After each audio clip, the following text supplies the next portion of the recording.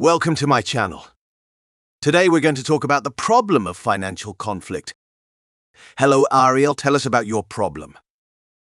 I'm an entrepreneur. I have an apartment, a car, and a bunch of everything people only dream of. I'm free and pretty, but in my personal life I have trouble. I absolutely cannot take care of men, even cook something.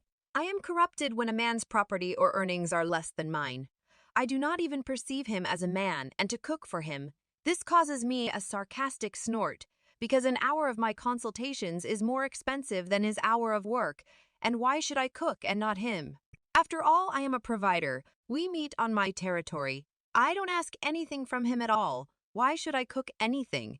And I am also concerned about the disproportionality of gifts. Of course, gifts for 2,000 or 3,000 rubles I do not consider gift. I realize that this is a big problem, but more for men than for me. I have everything in my life except good relationships. And I think, do I need this nervousness at all? To rely on someone other than myself? To become open and vulnerable? And for what? What do I get? Care? I can do it myself. Money? I can do it myself. Love? Do I need it? Help? There is money and a master to call. Communication? I have that too with people I've trusted for many years. I don't want to put a squatters and opportunists on my neck. One such openly told me that he used me. I was offended and funny because in sex I have a higher need than him. Here I ruled, so he used me only because of the territory. It turns out because he cooked himself, and I can eat in a cafe and I'm always on a diet. I don't care about his fatty food.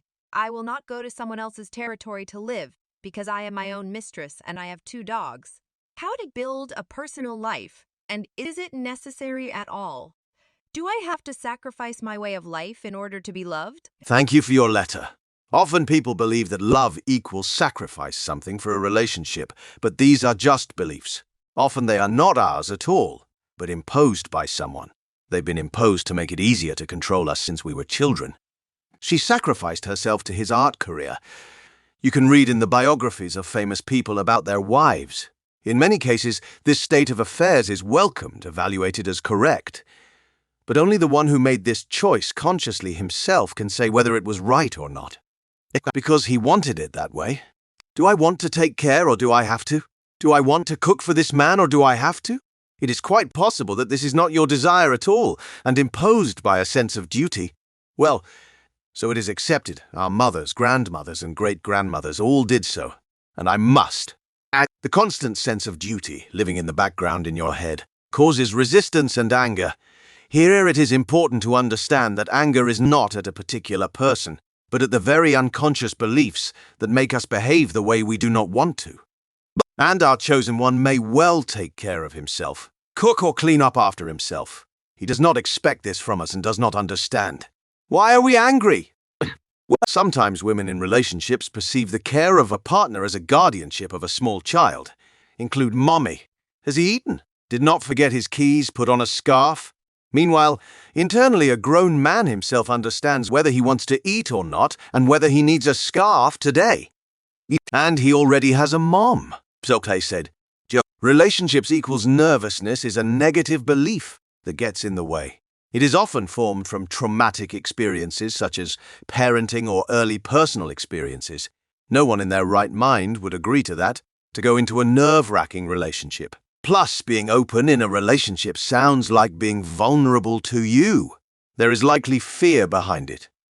When we want to create a relationship, we need to start with ourselves, including understanding why I want it and what gets in the way.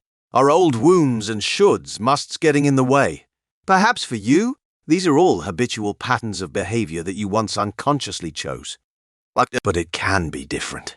My personal belief is that relationships should be for pleasure only. To free yourself from all of this, you need to work through the traumas, heal the wounds and gain strength.